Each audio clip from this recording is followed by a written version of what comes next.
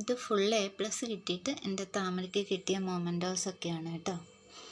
അവൾ ഒരുപാട് കഷ്ടപ്പെട്ട് ഇരുന്ന് പഠിച്ച് മേടിച്ചതാണ് കേട്ടോ ഈ ഫുൾ A+. ഉറക്കം ഇരുന്ന് പഠിച്ചിട്ട് കിട്ടിയതാണ്. അവൾക്ക് ആദ്യം തൊട്ടേ ഫുൾ A+ മേടിക്കണമെന്ന് ഭയങ്കര ആഗ്രഹമായിരുന്നു. അങ്ങനെ കിട്ടിയതാട്ടോ ഈ ഫുൾ A+. പക്ഷേ നമ്മുടെ പൊതുസമൂഹത്തിനൊരു ധാരണയുണ്ട്, സ്റ്റേറ്റ് സിലബസിലെ മക്കൾക്കൊക്കെ വെറുതെ അങ്ങ് കിട്ടുന്നതായി ഫുൾ A+ എന്ന്. അതുപോലെ CBSEയുടെ റിസൾട്ട് വരുമ്പോഴത്തേനും ഇത് പഠിച്ച് മേടിച്ചതെന്നുള്ള ഒരുപാട് കമൻറ്റ് കാണാറുണ്ട്.